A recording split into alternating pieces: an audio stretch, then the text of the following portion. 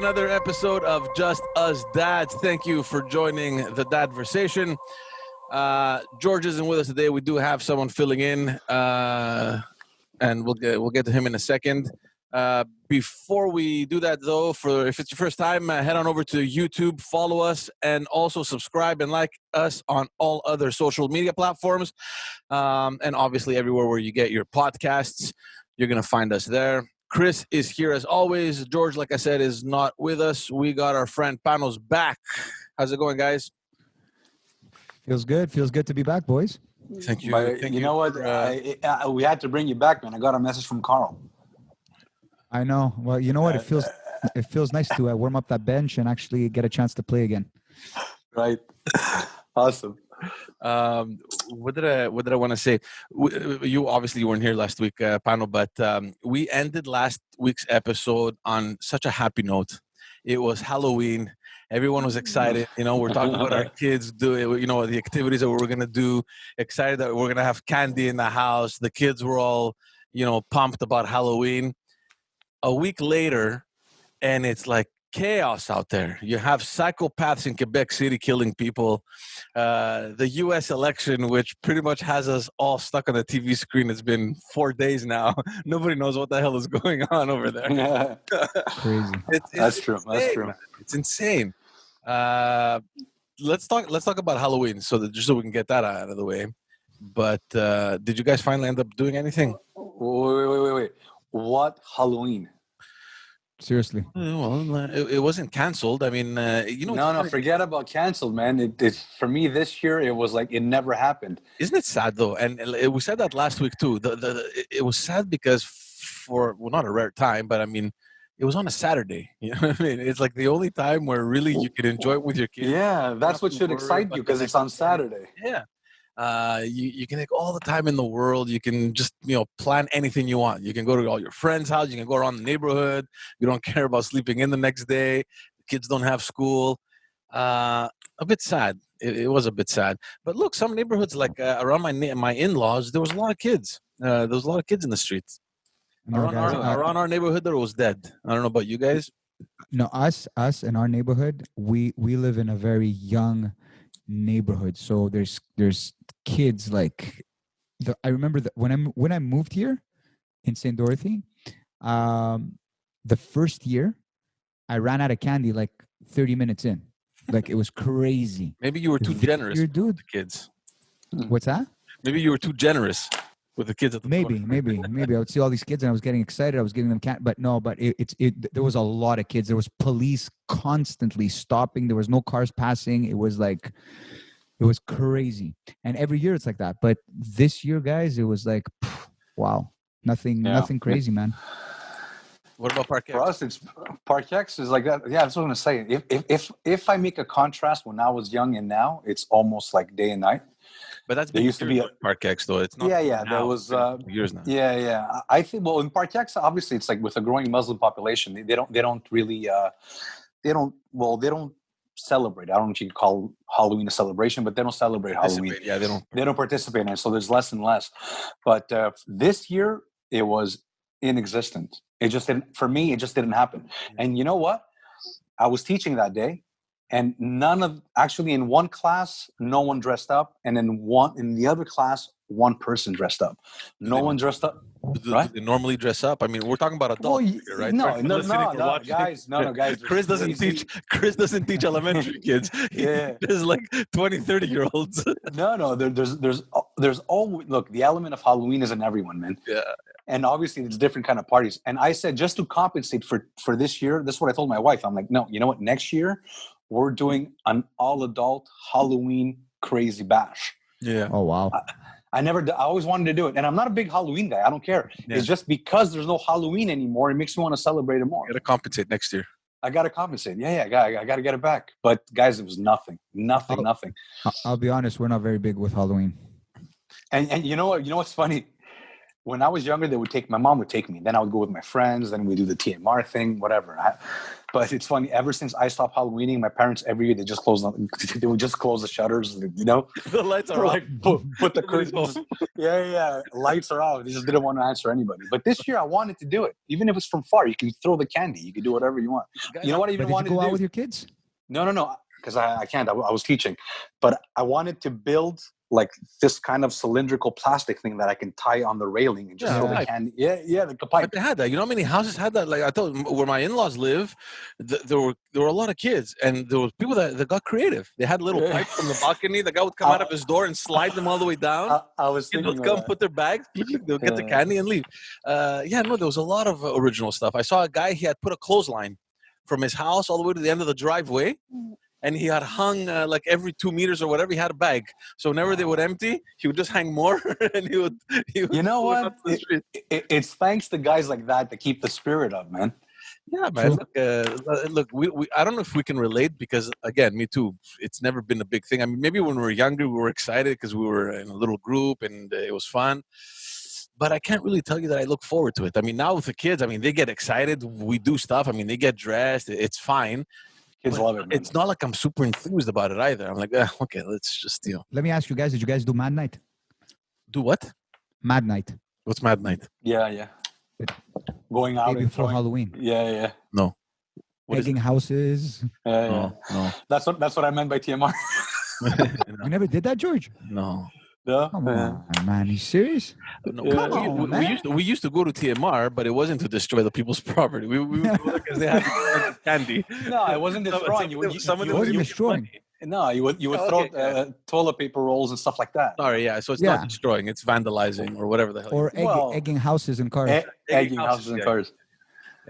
Like it's stupid. Like, Pano, honestly, look back now, it's like, what the hell, man? What's the point of throwing eggs at somebody's house? No, but imagine it's your house, right? You're just living there, and you have some disturbed kids from across Lackady who have been brainwashed to think that the rich people are evil. Guys, let me tell you, it wasn't about that. It was just, it was being motivated by stupidity. That's all it was. Yeah. And you know what? I'm telling you, karma exists, and I'll tell you why. I used to go out at Mad Night. I used to go egg houses and egg cars. I wake up one day. I had taken an R8 Audi home when I used to work at Audi. Yeah. I wake up. It was hot. It was obviously the 31st of October, the day before his Mad Night. I woke up, my R8 was egged so bad, guys. So bad. It was there you go. Horrible. Like, I thought it was going to ruin the paint. That's how bad it was. So karma's a bitch, my friend. And it comes and bites you hard. That's right. And you know what? I apologize for everything that I've done. I just want to put the karma back in the right direction. So I'm apologizing. So you're the one that egged my car or what? No, I just... Yeah, he came all the way to Laval to egg your car. he crossed the bridge all the way to Laval. And egg your car. At least he has to cross one bridge to get to my house. He has to cross how many? 2 bridges to get to your house? One. It's not about the bridges. It's about bringing the snacks and food and water bottles and passports. Oh, yeah, it's true. Getting ready. He has to meditate about it. I gotta plan the whole day. Look, man. Go ahead. There's advantages, okay. Just so we can get this out of the way. A small parenthesis. We're close to downtown. That's the plus that I see. Of course, there is no downtown now, but assuming that it'll take life again, we're just 10 minutes over the bridge, and we're there at least. You don't have to. And that puts an end to the advantage list. That was it. But speaking of downtown, guys, have you guys been recently? What a disaster! Oh my God, very bad. I've worked downtown for the biggest part of my adult life, guys. It's sad. Yeah, of course. We have clients. I have clients. Well, they're not really downtown; they're more in the old port, but. It's horrible. Like, you cannot go anywhere. You can't go anywhere. We have one of our clients is in the old port, and it's like the new development, right? They're always building, and it's crazy down there. It's close to Wellington, the Peel Basin, whatever it's called.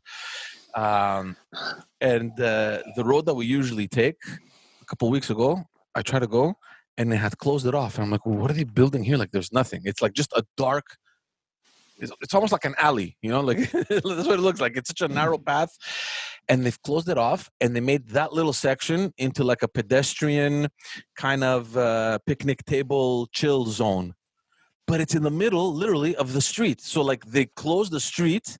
It's not big. Like we're talking about maybe, I don't know, 20, 30 meters. It's like in between two parallel streets. So it's like one little strip between two streets, and they close it off. And I'm thinking, how the hell does that make sense? Like they literally just blocked off one street from getting to to the other side, because they figured, look, right here we're gonna put a little rest area, pedestrian thing for who I'm not sure, but it's just there. So divert traffic, make them go all around the block for a matter of 30 meters. There's a lot of things I just don't understand. Someone, a contact that I have, one of the friends I have on Facebook, she was walking downtown, and she made a post. She's like, it's going to look beautiful. Congratulations, Valerie Plant. Once the renovations and all the work is done, downtown is going to be amazing. La, la, la. And me, I'm thinking, what about all the merchants on St. Catherine? Like, there is no parking spots anymore. It's going to be one way just for cars to pass, I guess. And everything else is just sidewalks. So, okay, if you're a pedestrian, maybe it's fun. You're walking downtown, if you live downtown, I can assume that it's nice. You have more space to walk and to enjoy. But what if you don't live downtown? What if you need to drive into downtown to go shop or whatever? What are you going to do? Why does that have to be the priority right now? Why not make it the priority to give life to the merchants that are downtown? You know what I mean? Like, because that's not her vision. Her vision is not that, guys. Her vision is very rounded around. It's been and it's not like a period of a couple months and they reopen. It's 3 years consistently now. St. Catherine is closed. Like, you can't go. There's nothing happening. So I'm not sure how these guys are surviving. I have no idea. But it's not even St. Catherine. It's St. Denis too. It's the same thing. Have you been on St. Denis? Yeah, no, St. Denis is horrible. But I'm talking about like downtown, or St. Catherine between the street from Guy until whatever it is, St. Urban or whatever. Like, nothing moves there. 3 years. Imagine having a shop on St. Catherine. And now it's going to get worse with winter coming. No cars passing. What are you going to be? I don't know if I doubt they're gonna open before. There's no way. Like, I mean, I drove by 2 days ago. Like, it's still dug down. Like, I mean, I don't know what the hell they're working on. So I can only assume that it'll stay like this during winter. But even after, I mean, one lane, no parking, nothing. You just to drive through. How long does she have? Another year? 2 years? What does she have? Next year, municipal elections. Next November, year. I think. First week of November. There are elections. You know what I mean? No comment. Look, I don't vote in Montreal, but at the same time, it's like, fuck, like, it's the only part of the city that you have. You know what I mean? I was reading an article, actually, where she wants to create a huge park. It's going to be bigger than Central Park in New York. And I'm reading this, I'm like, on the island? Like, where? I don't get it. Like, where the hell are you going to build a park that's bigger than Central Park, in New York, on the island of Montreal? I'm like, what? So then I keep reading. You know where it is? Oh, where? In the West Island. Huh. What, in the West Island? Because it's a bunch of flood zones that I think last year or 2 years ago, when they had the major floods, the government came in and they kind of zoned off an area where you couldn't build because it's unsafe. Yeah, but that doesn't count. If you're going to build a big park like that, it's not going to be competition to Central Park. No, but why? Yeah, why compete with New York? No, but who's going to go to the West Island? Like, I'm thinking, what? Who? You go to the West Island? No, I don't go to the West Island. But if there's gonna be the park that is said to be the competition to Central Park in New York, I think people will start going. I just find it's a stupid idea to do that. But maybe it's gonna attract people. You never know. Yeah, I don't know. She's too ambitious. She's too green. I find she's too green. She's too green to the detriment of merchants and business and economy and all the good stuff that helps people's lives every day. You have to be a little green. I get it. But discouraging cars and messing up with people's parking, making biking a little more dangerous in the city. I think it's a little bit of confused. So, I just find it's a little confused, but whatever. That's just my opinion. It's just sad. It's just for me. It's sad to see the state of affairs downtown. So look, and you can kind of be like positive and tell yourself that, you know what, it's only a matter of time. You know, the work is going to get done. Everything's going to go back to normal. It's going to look beautiful. Blah blah blah. But I just hate the fact that it's not accessible. And that's my argument. My idea of accessibility is me driving to downtown and finding parking somewhere and going shopping or whatever. Someone else's definition of accessibility is let me grab a bus and go, or grab or whatever. And it's fine. We have our differences. But name me one family that doesn't live walking distance to downtown with 2 kids, or in Panos' case, 3 kids, that is going to grab the kids, get in a bus or a metro to go to downtown to shop. Are you out of your mind? Never. Especially the fact that more and more people now are living in the suburbs. They're going away. They're leaving Montreal. They're either going. And I feel that's what's going on now. A lot of people are being turned off from down the whole downtown living. It's not a matter. I don't think it's a matter of being turned off by downtown. I think it's what do you call it? I just think it's the natural migration of the people. Yeah, that's what I was going to say.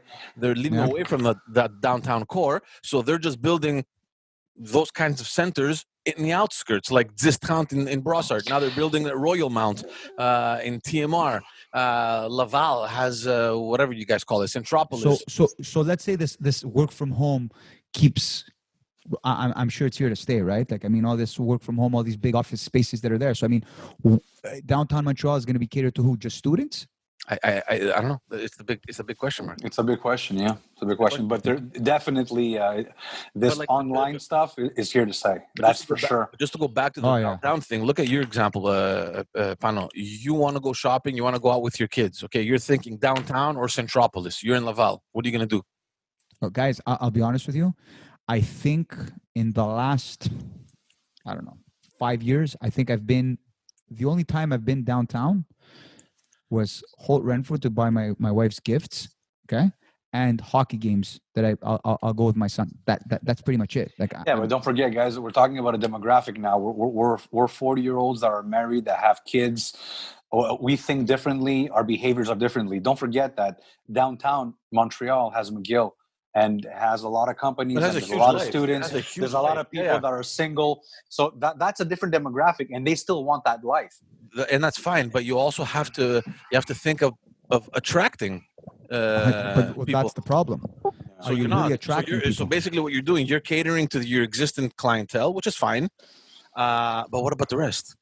So you're giving in to the competition. So that's why you have projects like Royal Mount. You have all these developments happening outside the city. And your arguments of bring people back are zero. Like, what are you going to do? Well, they're going to have to do, they're going to have to give government incentives where you pay less tax, you get a break here, you can do different kind of things to keep you. Molson packed their shit and they're leaving. You heard about that, right? Last year, Molson, that huge property they have on Notre Dame, they're leaving. They're moving. I think to where is it? Longueuil. I think they're moving just across the river. But you know what, George? Montreal has been that for a long time. It's been a dead city. Montreal is almost like the city that time forgot.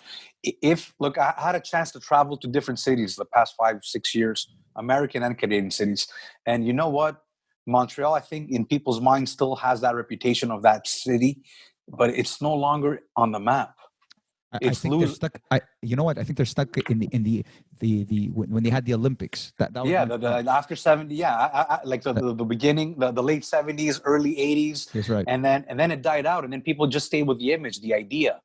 Like maybe that's the way we see it because we live here and we take certain things for granted. Like imagine, if you could, of course, imagine yourself coming to Montreal for the first time. Imagine yourself as a tourist in Montreal. Aren't you going to enjoy the city? No. Why not? Not anymore. Cones. No, exactly. There's 75 million cones. Look, you know that you're frustrated because you live it. It's your everyday life. No, it's not. It's not. For me, it's fine because you know what? I'm jaded. So if I go to work and I see a couple of cones, it's just another day for me. Yeah. But a person who has limited 4 days and has to be stuck in traffic and cones and construction and potholes and things and barriers and language barriers and this, and you know what? At the end of the day, it's a turnoff. It's a turnoff. After his 4-day stay or his 5-day stay, he's going to be like, guys, I didn't enjoy this, and I didn't enjoy this. And we can no longer say Montreal with this big food because Toronto has the same thing. You know what I mean? It's what I'm trying to say is that nothing is unique of Montreal anymore. And it's a city that, it is a shame. It's a shame because, again, another article I read, they're going to make all the Place des Spectacles, where they have the summers and all that is going to be, they're going to make it into an icing rink wintertime. That's not bad. Where they have the fountains, that whole place there. That's not bad. It's bigger than Rockefeller Center, I think, apparently. So it's just funny how, we want to compare ourselves to other big metropolis we have a long way areas. To go. Well, but Montreal's always been a small city with big city effects. You can kind of squeeze it in with the big cities, but at the same time, you can also put it in a small city too. The curse that Montreal has always had, and it's true what you're saying, because they've always had these aspirations to think as a big city, right? The problem is that you're limited in space because you're an island, and we don't have the ideology here. We don't have that mentality that Laval could be considered Montreal, or the South Shore could be like a greater Montreal, the same way like there's a greater Toronto area where you're driving into Toronto and you're like, whoa, this is crazy, nice downtown, and then half an hour later you're actually downtown. You know what I mean? That's true. But it's so large, it's expanded so much that your reflex is, I live in Toronto, but you're not really downtown. I mean, it's just grown that way, which is a good thing. The problem with Montreal is that you can't.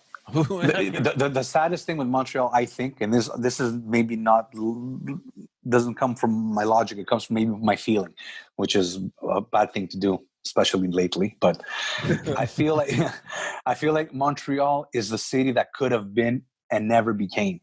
No, I think it's a city that was and lost it.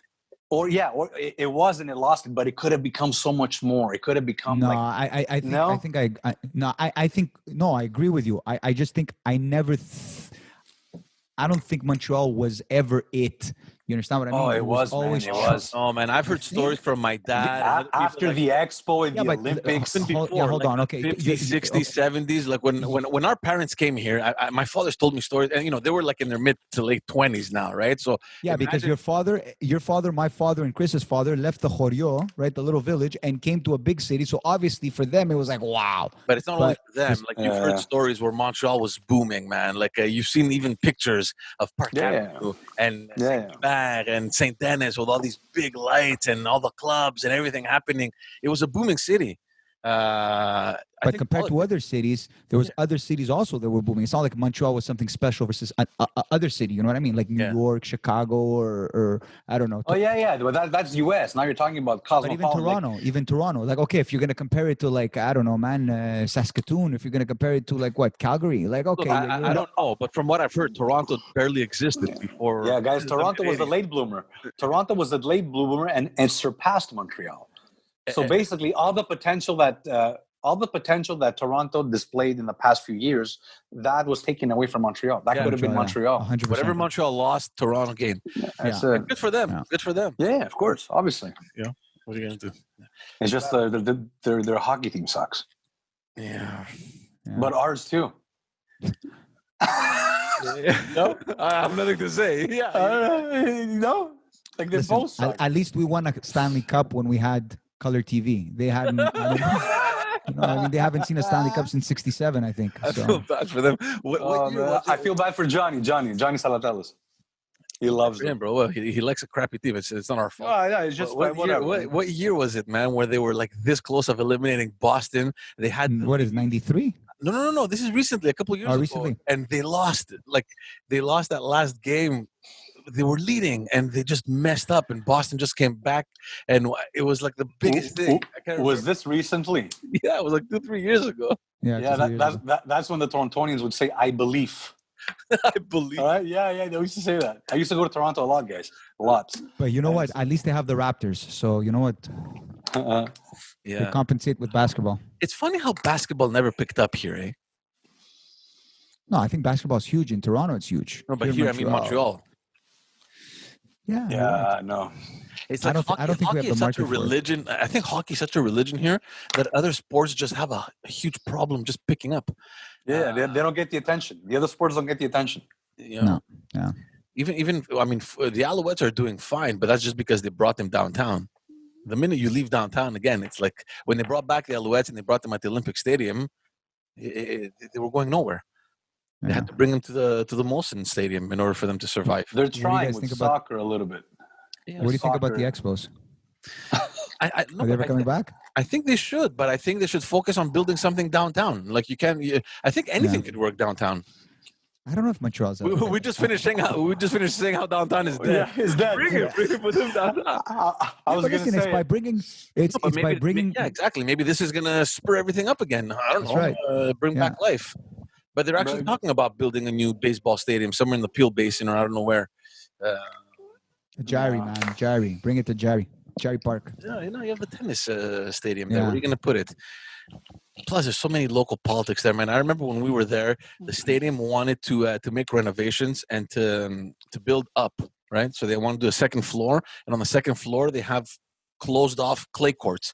It's the only ones in Canada. So everyone comes to Montreal to actually train during winter time because they're the only ones that have that facility. Beautiful stuff. Actually, you know what, guys? I have the best place where to go build a stadium. Yeah. West Island. in the middle of the new Central Park, the Central Exactly. Park in the West Island. In the West Island. But yeah, no, but that stadium, they got so much government funding, whatever, and they wanted to build up. And there's like a local association for the Jarry Park. It's called the Les Amis du Parc Jarry.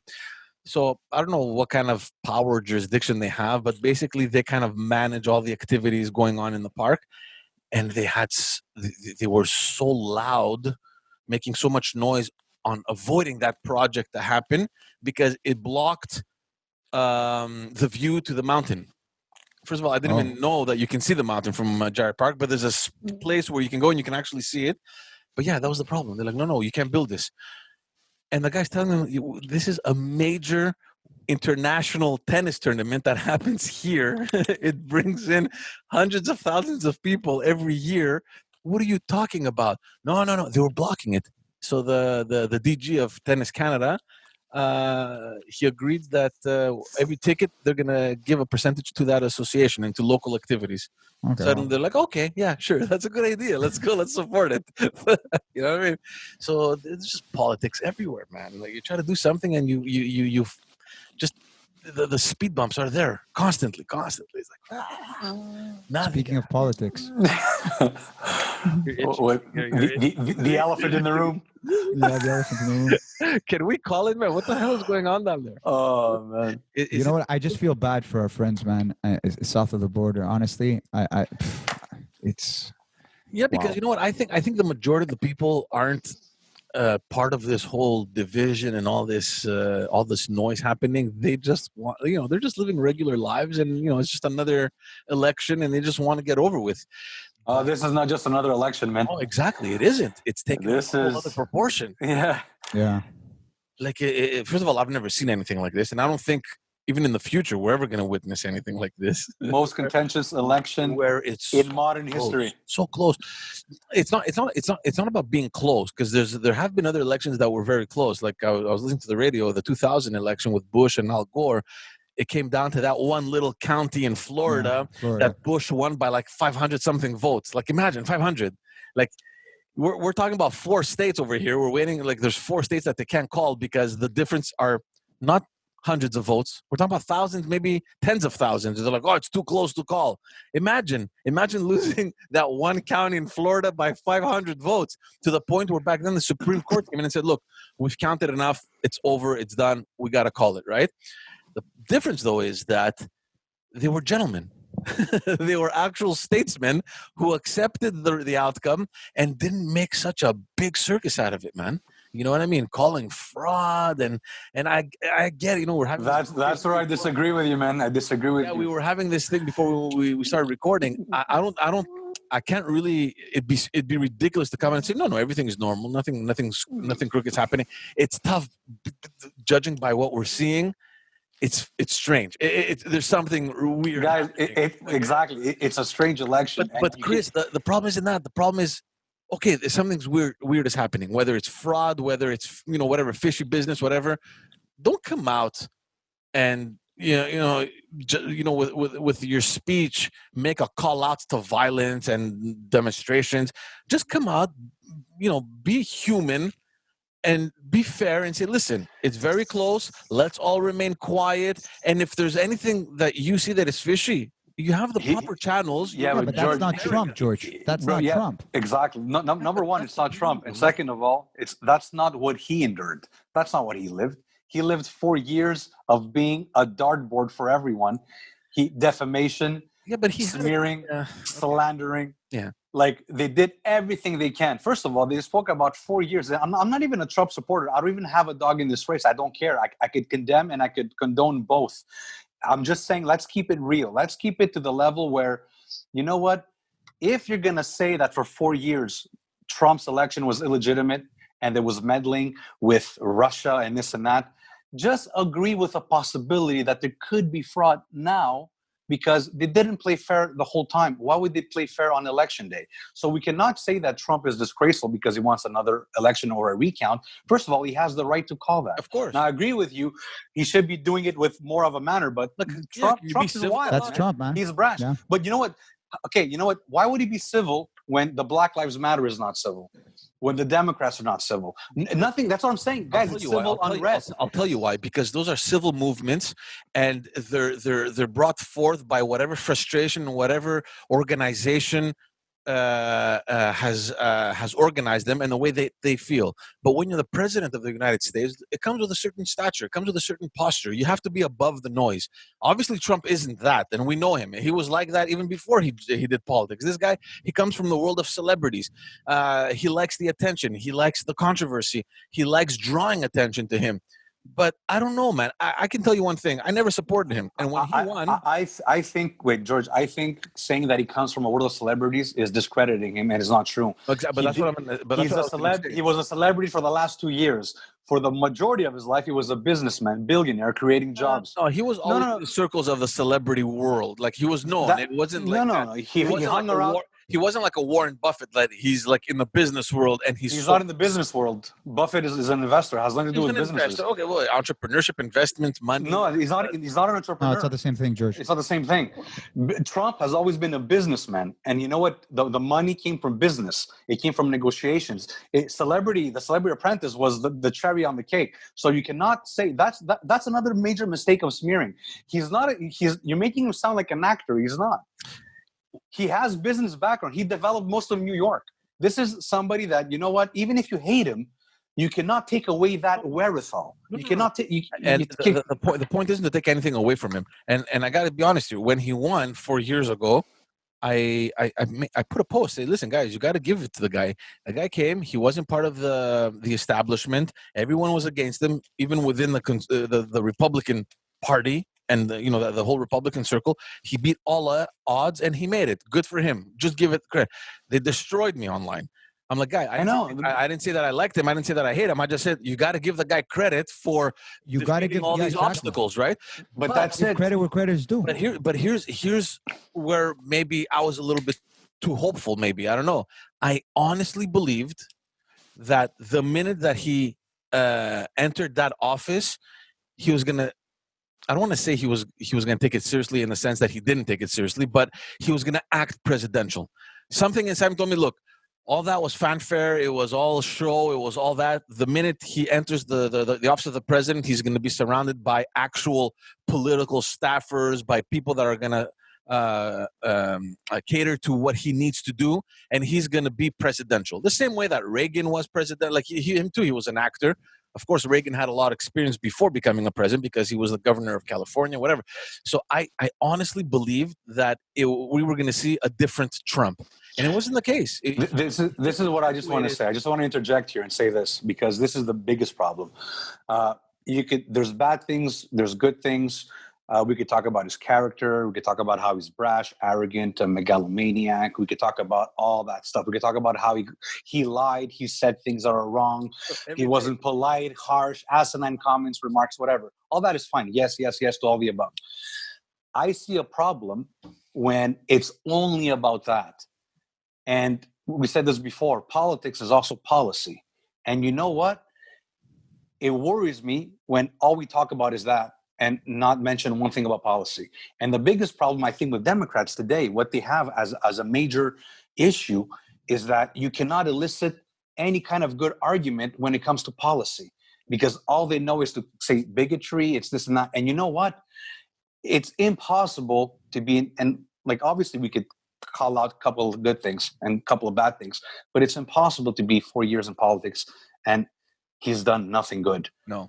And you have to be able to say that, you know what, he's bad here, this is horrible. Yes, this is maybe a little bit of a harsh way to say it, but you know what, A, B, C, D was good, B could be better, F, you know what I mean? That's what I'm talking. There's the lack of politics. It's all populism. But do you accredit that to maybe the fact that he didn't do enough either to promote that, because it was always about him, right? It was always about, look what we've done, and like he draws a lot of attention. So George, I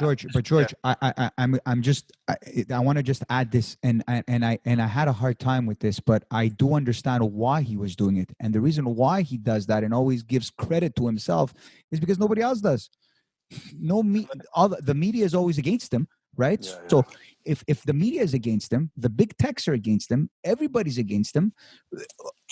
How are you supposed to convince the people, right, to sell the people on the fact that, hey, guys, we are doing a good job if nobody's talking about it? Well, so if he doesn't talk about it, and if he doesn't come out and say what he says, then dude, you're not going to sell the people on anything. There's ways to do that. I just think that maybe everyone just got off on the wrong foot from the very beginning. Like when you attack the media, regardless of who started that, quote unquote war. The minute you come out and say you're fake news, you don't deserve it, like the guy, Jim Acosta, whatever he is, okay, whether you like him or whether you hate him, you can't kick out. You could kick him out of the White House press team, but it has to be a valid reason. Not because you don't like CNN or because you think CNN is fake news and you're just kicking the guy out. Like, there's no way in hell that CNN is going to cover anything you do positively after you've kicked out one of their own guys from the White House. Yeah, but that came after. Like you're right. It's like you don't know who started. I agree with you. That's bad. You shouldn't do it like that. But you know what? He's not the only one. Like, constantly attacking media and journalists, and like, you can't. That's not your job, man. It's not your job. But you know what, George? Whether their questions suck, whether that's not true or not fair. It is. No, I disagree, man. You know why? I'll tell you why I disagree. I don't agree with what he did, and I don't agree that you could just smear back like the way we were smeared. You can't just start saying that media is bad, not. But you have to agree. You have to agree that real journalism, all right, is in trouble. Real journalism is almost on life support. It's info entertainment. That's what it is today. I don't disagree with you. It's very biased, and you know what? It's because of social media. It's because of the accessibility. Right now, we care about being first. Who's going to come out with the update, the news, the breaking news? We got to be first, right? That's so right. Instead of looking at the validity of what you're writing and the quality of the news that you're reporting, you care about being the first one, because right now everyone has it on their phone and they have the notifications on, and you want to be the first one that they read and that they share, and that, you know what I mean? So I agree with you. And I think it's reciprocal, man. You know what? You call me a liar, I'll call you a liar. You said what I said is a lie. You're a liar too. You know what? You caught me here, and here. But you know what? I caught you here, and here. And then you know what? Once you're in that game, you can win. And the problem is even deeper, guys. That's what I'm saying. The problem is we're talking about the dichotomy, right? There was always a space between left and right, but now it's bigger than ever. And you know what? Different views are necessary, and different views are they're indispensable.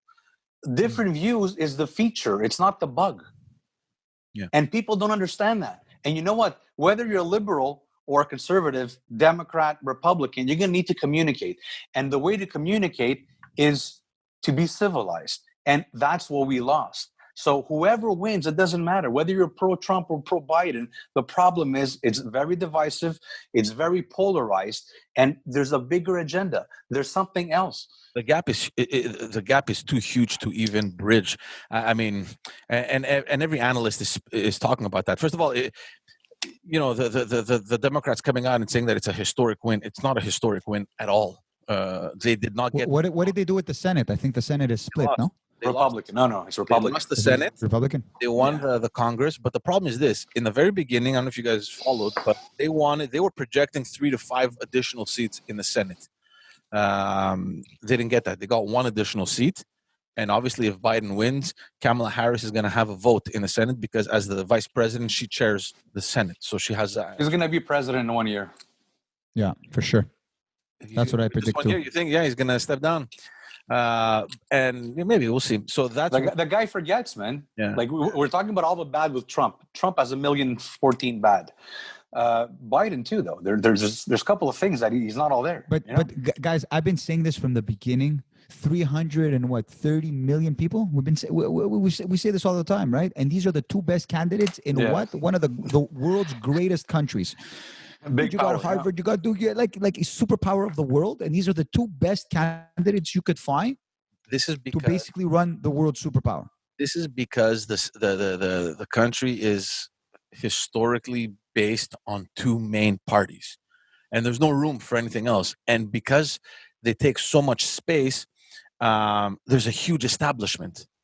So that's not to say that it's not open to anyone that wants to run. What I'm saying is that the quote unquote buddies are in there and they're controlling. Like, it was Biden the right candidate? I don't think so. I don't think, based on his, and I don't want to do any ageism over here, but clearly the guy is not who he was when he was vice president, right? So instead of the party thinking, you know what, let's promote somebody new. Let's promote some fresh ideas. Let's go get that young generation. Let's inspire people to look at politics differently. You know what I mean? Instead of doing that, they put the big guns behind the one person that they all thought deserved or should be there, which was Biden.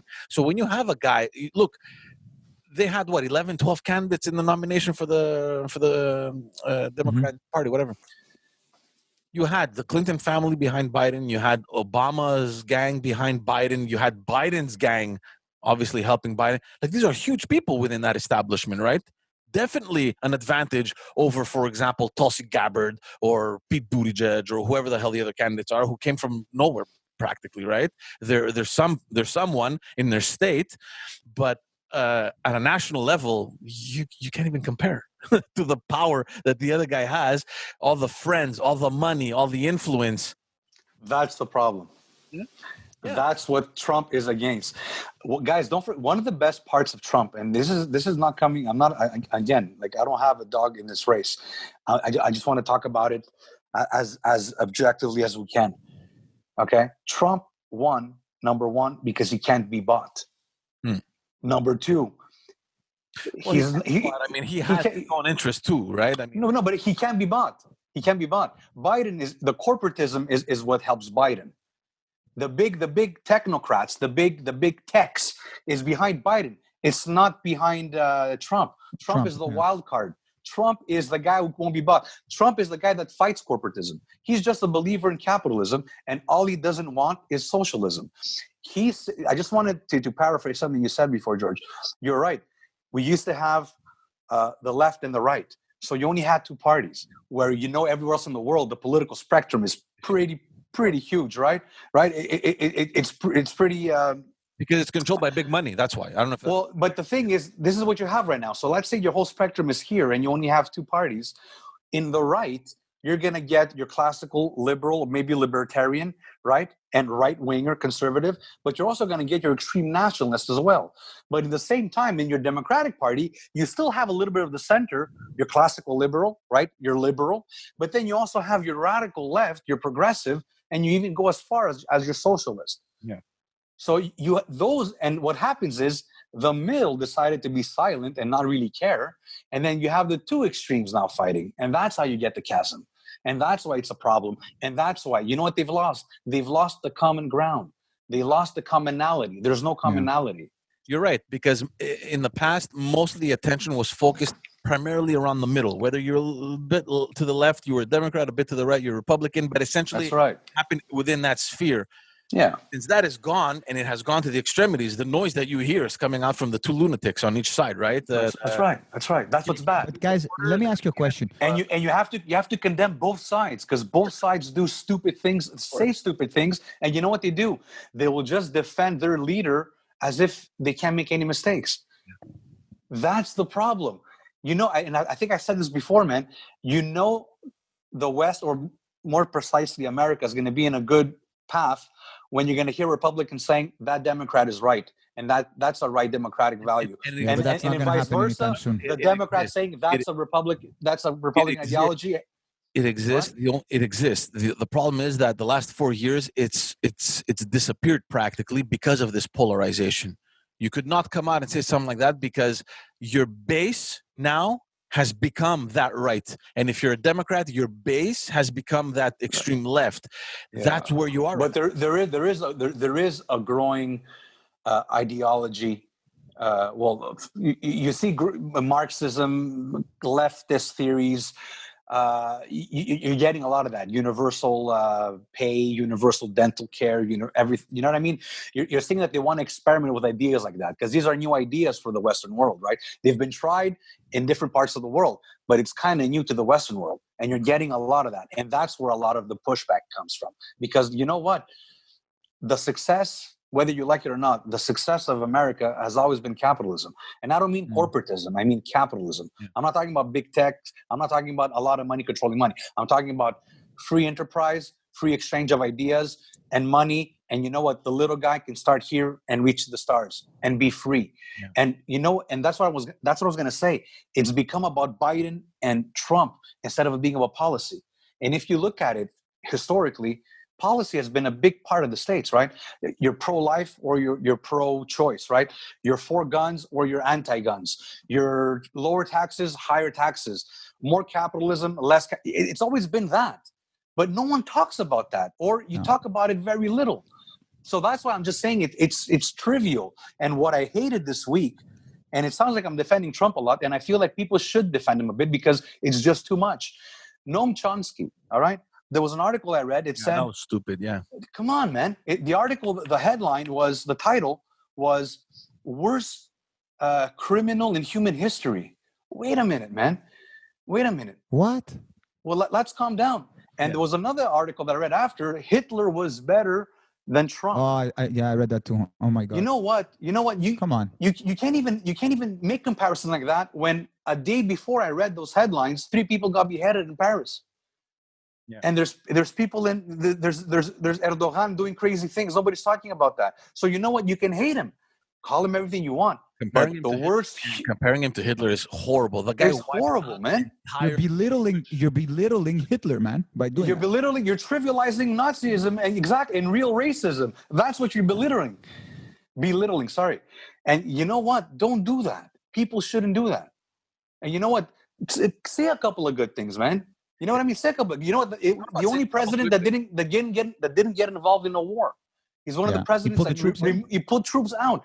You know what? He brokered 4 peace treaties. Like, you know what? You know what? Say he's bad. Impossible good, by the way, right? Nobody ever even imagined. Nobody even but nobody says it. Those countries aligning themselves with Israel, never. And the last thing is like, guys, man, that's a democracy. You know how good we have it. A democracy. Imagine you're asking for a recount, and it's a possibility you'll get it. That's true democracy. Yeah, but he was saying not to recount. That's the problem I had. No, he wasn't saying that. He's confused because he was saying recount here, but don't recount here. It was horrible. But I was like, yeah, absolutely. But stop the votes in Pennsylvania. Stop them on my head. Guys, I want don't forget, there's countries that don't have elections. The best argument, and I'm gonna let Panos speak. In Cuba, Castro didn't have elections for over 40 years, and then when he didn't. No, he didn't. Yeah, and 98% won. Yeah, exactly. So I was going through Twitter, and it was something amazing that I saw. This whole argument: don't count or stop counting or whatever. And it was a woman. I don't know who. I just saw it in passing. She's like, I come from a country where election results are out before the election is even over. So she's like, please just count the votes. You know. And you know what? And this bipolar kind of political system is almost a symptom of how free and how well we have it. We're so well off here that we're able. Think about it, man. If you're able to attack and call your president an idiot, man, you are not oppressed. No, exactly. You have a lot of freedoms, But buddy. there should be limits, too, right? Because I mean, at this point, it's like I see what you're saying, and I prefer it more than anything else. But at the same time, when it gives birth to these movements that are allowed to seclude themselves in a 6 mile radius in Seattle and call themselves the independent state of whatever the hell they called it, uh, we're going a little far here. It's Yeah, like- but take it on the other side. When people are breaking things and looting, shouldn't you stop them as well? yeah, I'm not saying no. What I'm saying is that Freedom's it's work. gone so far that, anyways, look, it's Well- very confusing. There's hysteria. There's a lot of cynicism, uncertainty. We don't know. It could be fraud. It could be not. It does. I personally think it doesn't even matter. I think we all should hope that there's no civil war. I don't think it's going to be. I don't think it's going to go to that extreme, but civil unrest for sure, and it started already. And you know the thing is, this is what I never appreciate about Trump, because you have to realize that the position that you're in is very powerful. The words that come out of your mouth actually mean something, and they carry a lot of weight. Not everyone has the intellect to say, they're just words, or he's just crazy. Oh, that's not what he meant. That's not it. There's a lot No. of people that take these things literally. So, like on Wednesday, obviously Tuesday, nothing was happening. Wednesday, the guy comes out and says, "Well, they're stealing our freedom. They're stealing this election. We can't let them have this. Blah blah blah." As soon as he does that, you have demonstrators in front of the voting booths, the election offices. You have. Today, I read somewhere that in Pennsylvania they arrested or they stopped some form of attack that was being planned in the voting stations. Like they were going to go inside and attack people. Like people have lost their fucking mind. People have lost their mind. Absolutely, people have lost their mind. Yeah, but the thing is, it's not that they just woke up and said, "Today I'm going to do that." No, it's because they get this validation, or quote unquote validation, what they believe is validation, by the person heading the country. That's the problem. But that comes from both sides, man. That's what I'm trying to tell you. That's what I was I'm trying to give you a contrast that Black Lives Matter also got validation to go keep doing what they're doing. Yeah, but Black Lives Matter started as a demonstration, and rightfully so. Look, if you feel that something unfair is happening, go and voice your concern. It's different. That's it. It's not. They feel that there's fraud and it's unfair. And that's fine, Chris. But let the process finish, and then go through the channels that exist, because you're the best democracy in this world to contest anything you want. Take 3 months, 4, 5 months, do whatever you want, but don't come out. But you know the game is not like that. That's what I'm trying to tell you, George. I'm telling you that the media has played a very crucial role in being responsible for this. I don't know. The media should be the same way. No? Look, I think it's like a chicken and egg kind of thing, especially when it comes to Trump in the media. Who started the feud first? Who picked on who first, and who perpetuated it? At some point, did they both kind of need to put some water in their wine? Maybe. I think the good news is that. But don't forget the other thing. Sorry, Trump sells. Trump sells. Yeah, he does. Maybe the media didn't want to just end it. They want that clip. CNN has record sales, record visibility in CNN, record visibility in Fox, like in the history of the channel, because it's Trump, because he's unpredictable, because you have no idea what he's going to say next. Mm-hmm. Take a clip that sounds stupid and they keep pushing it in your face every 5 minutes. The guy sells, so the media likes that. They may be playing, the card that, our president, I can't believe he said this and that, but deep down, they enjoy running after him. They enjoy picking him. They enjoy picking him because they get a little bit of the success. Yeah, but at the same time, that's what I'm saying. You're the president. You should not give in to that. You know what I mean? Like, you know what's funny? But that's why that guy won, because he's not a politician. I know, but at the same time, and the people that like him, that's what they like. But it's so let me ask you a question, guys. Let me just ask you a question. Do you think you need to be presidential in order to get policy through or get things done? Because at the end of the day, the guy's an entrepreneur, right? I think the best thing about Trump is that he surrounds himself with constant winners, right? Like that's the power of an entrepreneur. Rudolph Giuliani. Listen, okay. Like, no, but you see, you cannot say that. George, you're throwing a one-liner, and this guy in his CV has probably 90% bad, and you're just discrediting the 90 and focusing on 10%. You think there's nothing Giuliani has done well? Are you kidding me? The guy saved New York. Okay, so why did you just say you're kidding me? You just said you're kidding me. Surrounding himself with the best people. Giuliani. But Giuliani, you just said save New York, but when Panos made the comment, you said, "Are you kidding me?" Yeah, because he's made a fool out of him. Like the guy in the last 4 or 5 years, he's that's democracy and that's freedom. You have the right to make stupid decisions. You have the right to be wrong, and you have the right to make mistakes. Yeah, no, I don't have anything wrong with that. It's just that the argument that surrounding yourself with the best people maybe is not valid this time around. And look, Giuliani, let's understand, he has a track record that is impressive. 10, 15 years ago. Right now, is he the best thing that Trump could have surrounded himself with? I disagree. Well, I disagree too. I disagree too. You're right, but I'm just saying, like, look what the narrative is. Look how we fall into the traps. And you know what? If I wanted to defend the Republicans, which it seems like I'm doing a lot, and I'm not even a Republican. I don't even think that way. I am conservative a little more than I was. I used to be liberal, more conservative now, but I'm defending them because I find they need to be defended. Okay, I can say that. Look how stupid I can make the conversation. Giuliani, yeah, you said Giuliani. Well, Biden too. He was good 40 years ago. And I agree. And you know what? What happens is the conversations stay small. They stay small, and it doesn't help anybody, and nothing happens. Yeah, and that's what happens when you live on your phone. Yeah. You take away. When you live on your phone, you know what, guys? This is very important. When you live on your phone, this is what happens. I vote Trump, you vote Biden, or I vote Biden, you vote Trump. All right. Whatever you go on your, and I've done the experiment because I have two phones. I have a work phone and I have my personal phone. I do different searches on these two phones, and I did an experiment for 2 months. And you know what happens? The more you go, obviously, on certain topics, there's an algorithm that calculates everything. Yeah. And what it does, you know what it does? It doesn't tell you, Chris, you've been researching this too much. Maybe you should look at this. It doesn't give you diversity of thought. It doesn't give you a battle of ideas. You know what it tells you? You would also like this. Exactly. So it can just reinforce what you already believe. And now you think you're getting diversity. You think you're getting knowledge, and you're getting informed, and you're getting the same narrative, the same rhetoric put into your brain. And now you think you're going to go out and have a conversation with somebody, and all you know is memes and headlines. Yeah. And I'm talking that on both sides. Yeah. That's what's happening on both sides. And nobody can have any conversation. And when you talk policy, it's like, forget policy. He said, I grabbed her by the pussy, and conversation ends there. Or it's like, he did that, he's a bigot. Or now Biden, like, look how the right is using Biden. Biden, they're saying that he's been in politics for 47 years or 40 years, and he hasn't done anything. And now he's going to save America. And now he's going to save America. And you know what? There is some truth, but there is some stupid talk in that as well. Yeah.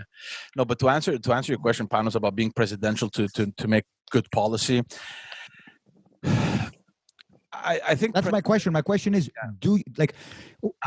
Look, I'm gonna answer no, because presidential is not a state of being. Presidential is it's more of a perception, right? Like you're respectful, like you play the role that you have, which is a very serious role to play, and it's not an easy one. It's very difficult, very challenging. But to engage in policy, you need, I think, more than anything, personal skills. Because especially in the US, the way the system is made, you have no choice but either to blow things out of, like, to destroy the elections and win both the Congress and Senate and pass whatever you want, or chances are that you're going to have to come to the point where you're going to have to work with the other ones. Like that's why it's such a good system, because it's made in a way where you have to collaborate. It's the only country, or at least that I know, maybe there's more, but in the middle of your mandate, you're going to have midterm elections, which means that the Congress and the Senate are going to rotate, which forces collaboration. Unless you win everything again. It's a great system. So this is the trouble that Biden is going to have now, because I think between Biden and Trump, probably Biden is much more of that character to extend an arm and say, guys, let's put this shit behind us. Let's sit down and talk. He's much more of that, the way I talk, right? I agree. That character than Trump was. Trump's the guy, you know what, go fuck yourself. The door's closed. I'm not talking to you. He's more of an antagonist that way. But the climate that he's in right now is it going to be favorable to him even trying to do that? I'm sure he will. And But it is going to be tough for him to it's gonna pass be very things, man. tough. It's going to be very tough. And the problem is that we don't know what sentiment exists right now in the Republican Party. Where are they bitter about the election? Like, you know what? Fuck the Democrats. We're going to stick it to them. We're going to make it difficult for them. It's going to be the most painful 4 years of their lives. Or are they thinking, oh, thank God that lunatic is gone. We can finally get some work done. Because I've been reading a lot of reading Do a you lot of think, news. And George? yeah. Do you think the Democrats are more united than the Republicans right now No, as a team? absolutely not. Look, I think there's polarization within all the parties, and that, like, for example, you look at the Democrats and you look at the figures like what's her name, Ocasio. Ocasio-Cortez, and like some more left-leaning people. I would even put Buttigieg in there, maybe not that extreme, but somewhere there in the left. Yeah. And then you have, the red, Classical liberal. the red Democrats, right? It's such a wide, like Chris said, it's such a wide spectrum that you have all these people. And the other thing about the U.S. politics is that, especially compared to Canadian politics, where Canadian politics is very much managed around party lines. This is our position. This is what you say. This is what you get coached to say. And everyone kind of follows the party lines. In the U.S., it's different because there are so many interests involved in each state.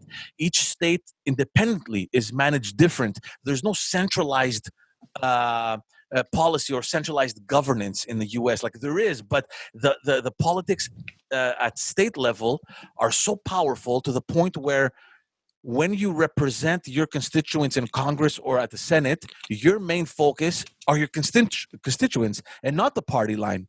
So it's happened very often in the past where they're voting on whatever issue, and you have Democrat senators or congressmen that vote against their party line because it doesn't fulfill the needs of your constituents. And you see that very often in the state, and that's something I love. Because I've seen how it works with party lines. I mean, I've been in it. It's ridiculous. You're just regurgitating lines because you need to look good in front of the media. You can't show that there's division within your party. And when that comes out, it's like almost scandalous here in Canada, right? I think also if Biden, listen, from the looks of it, Biden is going to win this, right? From the looks of it, yeah. But I think he has a big challenge ahead of him. I think for him it's huge. One, like I was saying, we don't know what's going on within the Republican Party. There are some reports that I've been hearing and reading that you have some leaders in the Republican Party like Rubio, Ted Cruz, and obviously Mitt Romney, some important figures in the Republican Party that are much more willing to collaborate, that they came out right away criticizing Trump on his behavior and not being statesmanlike and accepting the results and closing that chapter and moving on for the greater good of the American people and of democracy or whatever. So you have that kind of sphere of influence, but there may very well be other people that are very loyal to the Trump legacy, and maybe they're going to keep a grudge. The problem, and this is what a lot of analysts are projecting, is that in 2 years, you have midterm elections. And traditionally, the midterm elections usually favor the opposition. So they failed, the Democrats failed at securing a certain number of seats that they wanted to get in the Senate. They got less seats in Congress, even though they have the majority. It's a very slight majority, which can be in danger in 2 years from now during the midterms. And if the trend continues again, and the Republicans pick up the elections during the midterms, and they win Congress, and they keep the majority in the Senate, Biden is done. Like, so the first 2 years are going to be challenging because you don't know how we're going to mend this division and how we're going to, can we come together? Can we work together? We don't know. He doesn't have Senate. You absolutely need the Senate to govern in the U.S. He doesn't have it. So the 2 first years, that's a challenge. The last 2 years, it'll all depend on what happens in the midterms. And if he loses Congress and the Senate. Yeah. And that's on the technicalities. And you know what? There's also the additional challenge is going to be that they've made Trump seem to be so inadequate, so bad, right? Catastrophe, that, you know what? The Republicans are easily going to go back and say, well, you know what? He did so much bad. What have you done now? You know, did you go fix the communities? Did you go do that? Let's see what the tax problem is now. So you know what? It's gonna be a difficult one. Yeah, but that you fall into politics. That happens. Yeah. That's You know what I mean? scenario. That's textbook politics. The problem now is, can we fix the divide that has been created? Because there is. I mean, you can't be blind to think that everything is good in the U.S. Like, there's Absolutely. no way, right? There is a divide. And again, we still don't know what's going to happen. The results, guys. Why? Like, put yourself in Trump's shoes right now, dude. You're a billionaire. You have a beautiful wife. I know where you're going. Yeah. Why the hell would, like, dude, I would just say, you know what? Fuck that, man. You know what? Like, go back to your normal life. Do what you got to do. Like, how? I think no, like, no, because when you reach that kind of stature, it's obviously maybe, and I want to, you know, I'll give him the benefit of the doubt. Maybe you're gonna get a lot of hate comments, bro. Be careful. No. It's not about hate. Maybe I'm giving the benefit of the doubt to think that, you know, maybe deep down he thinks that I'm gonna do good for the people, the American people, and I'm gonna do this, right? George spoke well about Trump. He's a Nazi. Fuck it. George, what's going on? So maybe look, let's give him the benefit of the doubt, and he wants to do that. I think though deep down is that when you reach that kind of stature, it's also another notch on your belt. Like, I became president. Like, I'm a successful businessman. Yeah, but he did that. He did that for 4 years. He did it. Yeah, but once you're in there, Pano, once you're in there, it's difficult to leave politics, man. And the thing is that when you're a president or a prime minister or whatever, you always have a deadline. You're never going to stay there forever. Eventually. No, but I mean, you give up a great life where you're still building. The guy's building and building and building and building. Because it's greater. Because it's become president to be shit on. You know what I mean? Like think about it. That's how ungrateful politics is. And you got to know that off the bat. When you're going into, like, it's the first thing you should know. Like, it's ungrateful. People are going to hate you no matter what. Just because. Well, people are going to hate you and some people are going to love you. Yeah, no, but just based on ideology, you're going to be hated. So, and especially if you're a polarizing figure as much as Trump. So it's in your head. And you know what, guys? I just want to talk a little bit about the coronavirus. Do you really think that the coronavirus it would have been better handled by Biden? Do you really think that? Can I answer this one quick? No. No, obviously not. Yeah. Look, there's certain things that Biden is good at, and I agree with you when you're saying that he's more of the people person to sit down, calm things down, and extend the arm. I agree with you. I think he's more of a gentleman, and I think, does he have the right skill set? Maybe not, but you know what? I think he's the right personality. I personally think Trump is better for the U.S. as a country, but I think Biden is better for the people. Yeah. I think he's going to calm the people down and whatever. But just to answer to that question, guys, it's very irresponsible. I know it works like that, but it's very irresponsible to point a pandemic, an epidemic, any kind of disease like that on one man. All right? As if he has the whole control. You know what? You could be a dictator and shut everything down and then have zero cases. Right? Or you can just let people be free and make their choices. But to go out and say Legault's fault, Trump's fault, Trudeau's fault for a pandemic that no one really has control, I think it's irresponsible and I think it's very stupid. But at the same time, Chris, it's just another crisis management situation. Yeah, and you have to blame somebody. You are the leader. You are the leader. You have to assume it. You have to do something. You have to make. I just wanted to answer that because you know what? Yeah, I agree with George. But at the same time, it's like, man, you know, it's not anyone's fault. It's a fucking pandemic, man. You know, so just to clarify, Chris, you believe that Trump is better or in, let's say, for example, foreign policy, and let's say Biden would be better for the American people within. You think I'm saying that the policies, the ideology behind a Trump, which is economy flourishing, low taxes, the conservative principles and tenets, I think is what America was founded on. But I personally think at this time, a guy like Biden, the more open, liberal kind of thing, where we're giving more freedoms, where we want to try different things, where they're more open, right? Could be good for the people. But at the same time, It depends. Look, this battle of ideologies left and right has been since the 1700s, and actually, well, it was when it was actually defined, right? In the French Revolution, that's when it was defined, the left and right. That's what it comes from. It comes from the French Revolution. The right were with the king, and the left was the people opposing the king.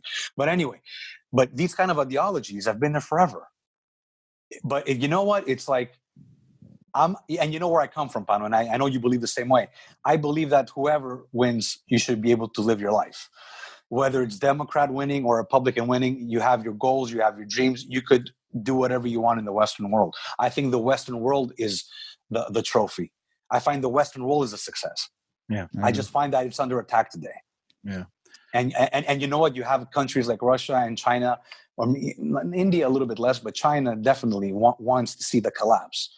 They're waiting in line. It's like, man, when is this fucking US going to collapse? Chris, George, speaking of China, what's going on with Wuhan right now? No, 0 cases. Like 0. That's it, man. Guys. When all this 0, negative. No, listen to me, Chris. Listen to this. Negative. We have 5 cases. Guys, I was in Greece in April. I was in a hotel room watching the news, and they were showing Wuhan, China. And I don't know, probably the same thing they were showing here in Canada and the US. The people were just dropping like chickens, pop, on the street, and there was a white ambulance picking them up, throwing them in gonzo. Yeah. What's going on now? I don't understand. France is like, England is like closing down. It's closing down again. Everybody's closing down. Greece closed down. What's going on with Wuhan? Actually, no. Greece is closing down on Monday. Friday. They gave the weekend. Oh, they gave the weekend. Yeah. I think they gave the weekend. What's going on with Wuhan? Just parenthesis, because I saw images from Greece. They said we're closing on Friday, and they're showing aerial images of people just leaving Athens, going back to the villages. They're like, I'm going to go to the beach. I'm going to the beach. Instead of closing off the sectors, you're from the big city. We don't want to infect the regions. Stay where you are. Fuck it. And you know what? If you leave your house, you got to send a text message or something, and you got to get a text message approval to leave your house. Yeah. But to answer your question, man, you know what? These are big topics, and you know what I've learned through all this, and what I think in general the information age has kind of like shown us is that the more you talk with certainty, the less intelligent you are. There's so many moving parts. There's so much uncertainty that, you know what, man, it's like a new world is forming. There's a new world. There's a new flux of information. Things are different. Things are going to be different. A lot of changes are going to happen, whether it's through homeschooling, different online, advent of AI. The world is going to change, and the political systems are going to change. You're not going to have this democratic system. It's going to morph into something else. But it is strange times. But I think, and I hope I'm wrong, it's going to be sad that if the best times in humanity was what we left behind now. Because think about it, guys. After World War II, there was some good times. Mm-hmm.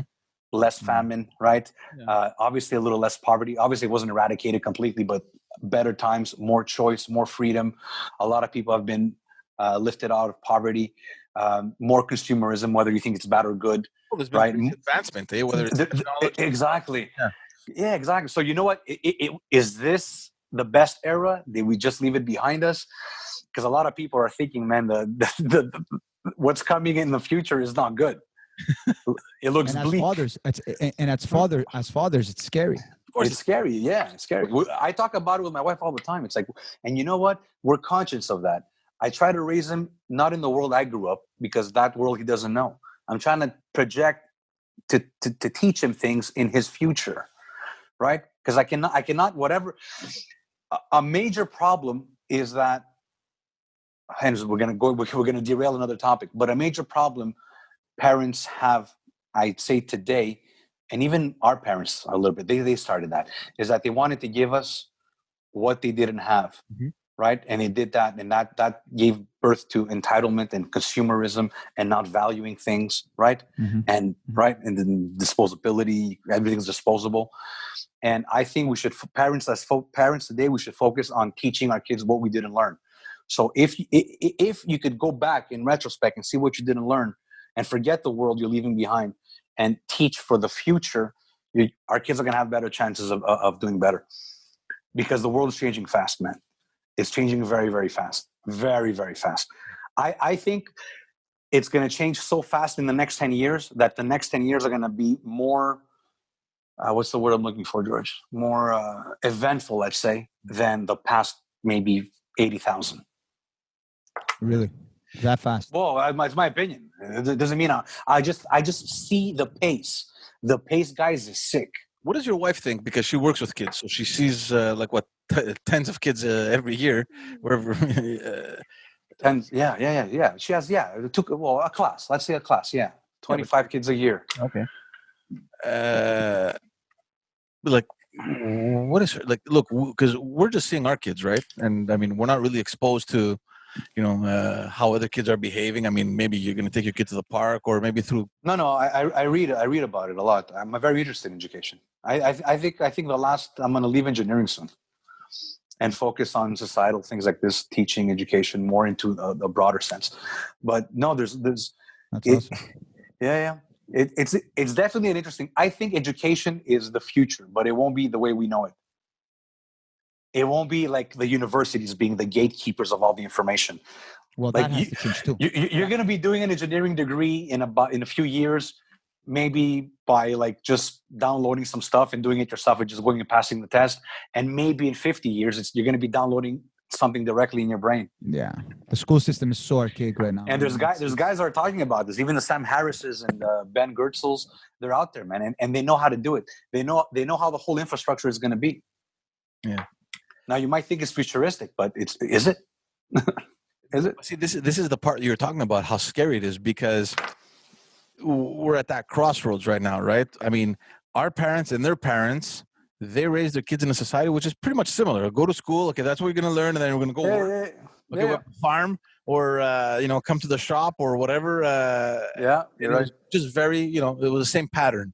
Same thing happened with us. You go to school whenever you can, go get a job. But now this is where it gets tricky here. Because and of course it scares me. It scares the shit out of me, because we don't know what to expect. Like our parents, they knew that, okay, look, go to work, and I'm gonna have kids, and my kids are gonna go work, and that's how life is gonna continue. So they just copy pasted the way that they were brought up with us. But Chris is right. We can't do that. We can't do that. Listen, and you know what, guys?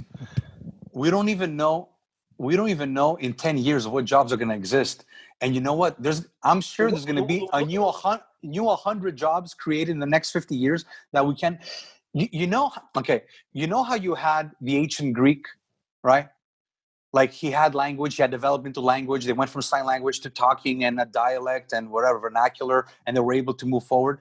But there's no way Socrates could understand what an algorithm is today in Google language. He can't fathom that. He wouldn't be able to even imagine that that's going to happen. Well, we're today the Socrates of Greece, and we cannot imagine in 100 years what communication is going to be like, what jobs are going to be like, what the interaction, what the human interaction is going to be like. Forget about 100 years. Look what happened in the last couple of months, just with the pandemic. It's gonna be sooner than that. We were talking about that before we went live, or before we were actually talking about downtown, where all the big offices are just pretty much empty. Everyone has transitioned. Everybody has thought of new ways of offering jobs and doing their jobs from home, technologies, whatever, in a matter of a couple months. Yeah. And we're highly adaptive, guys. We're like, I believe in humanity. We're highly adaptive. We figure out a way. And you know what? That's what's been happening in history. Societies mold, they blossom, they change, they switch, they morph, and different societies are starting, and it's just the way it is. It's part of life. So are we at a pivot moment, you think? For change, yeah. The only I don't know who said it, but and I like giving credit to people, but I forget his name. But the only constant is change, and change is good. But you see, the progressives want to change too much, and progressive doesn't mean that you're making progress. You know what I mean? There's different, and this is another topic too. But again, there's a big disparity between the advancement of technology and sociology. Or medicine. Like medicine is up. Pharmaceuticals are going quick. Technology is going but societal issues are not being solved. Yeah. You know, and then you could say, okay, maybe because they don't really rely on the scientific method, and it's sociology, so it's a little bit different. Yeah, I get it. But you know what? If technology moves too fast, they're talking about a singularity point. The singularity point means that technology can move so fast that from a human's perspective, we cannot understand it. Yeah. And you know what I mean? And when that happens, hey, sorry? Are we there yet? Well, a lot of people are saying that's going to happen in 20, 30 years. You know, the AI experts, whatever. You have a lot of guys in the space, right? You have the Chinese involved. You have There's certain things that are happening that even now I don't get it. Like AI is foreign to me. I don't understand it. I've had people explain it to me. I don't get it. AI is artificial intelligence. I know what it is. I know what it means. It's a bunch. I don't understand, and it's applicability. I just don't understand it. Well, I'll give you the first form. I'm not an expert either, but I've been reading about it a lot because it's interesting. Your Google algorithm, your Siri, is a form of AI. Yeah. It's not as advanced. It doesn't know it's aware. It doesn't have consciousness, but it could do iterations. It has a lot of computing power. No, that I get. I just don't.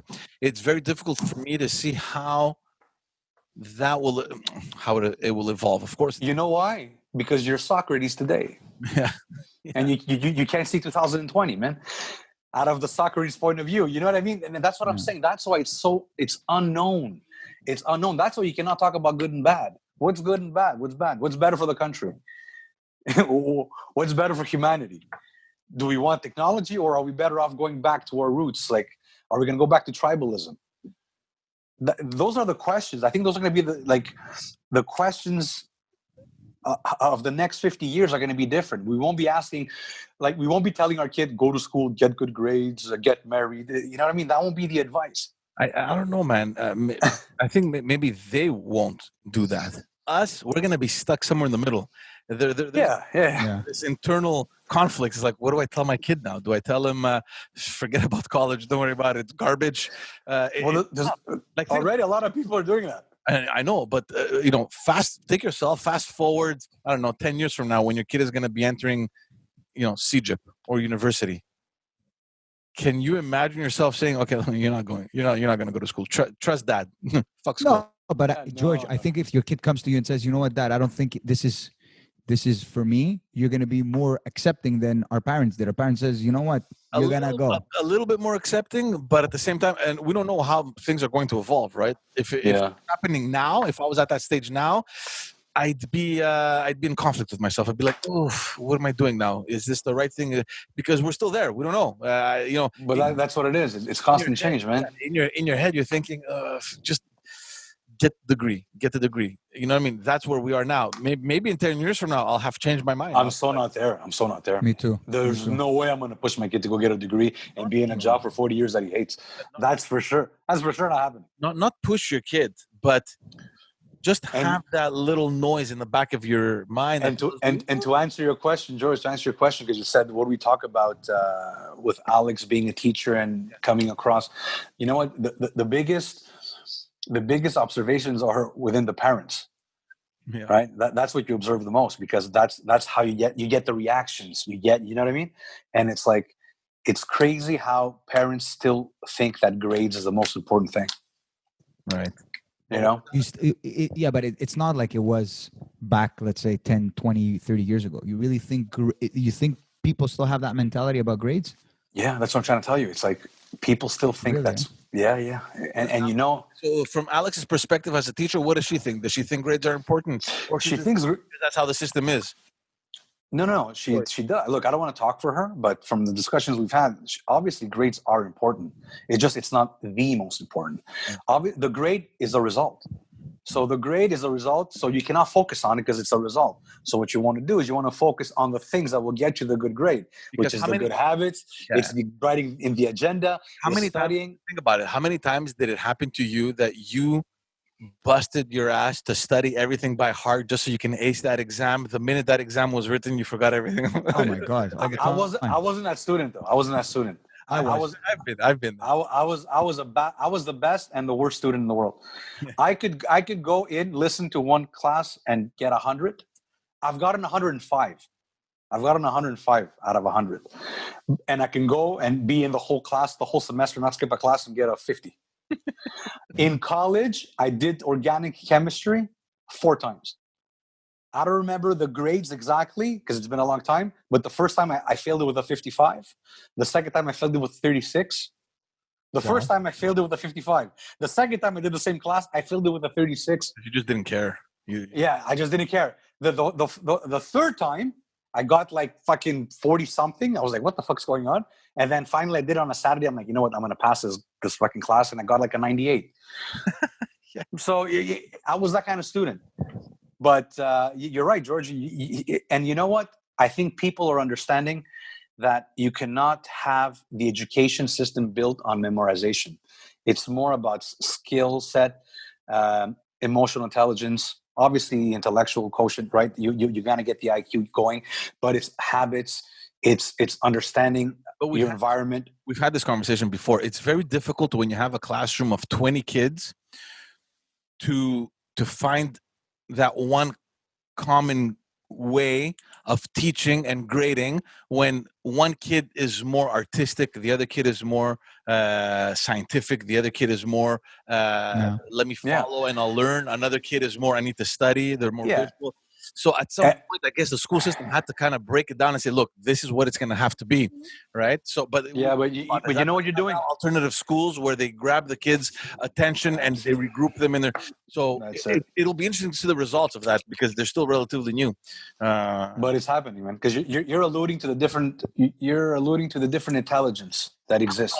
I'm looking at it from the systemic point of view, where you're trying to run an establishment, an institution, and you're thinking we need one centralized way of progressing from one year to the next. What is it? But that's why the premise is wrong. Of course, because the premise starts off wrong because it doesn't cater to everyone's individual. That's right, intelligence, and because you have arithmetic intelligence, intellectual intelligence, you have financial intelligence, kinesthetic intelligence, artistic. You have different things. So what are you going to do? You're going to put one teacher or 3 teachers, right, for 25 different kids to try and push what? And that's how standardization came along. It's like, you know what? He needs to do this before he goes here. Then he needs to have this.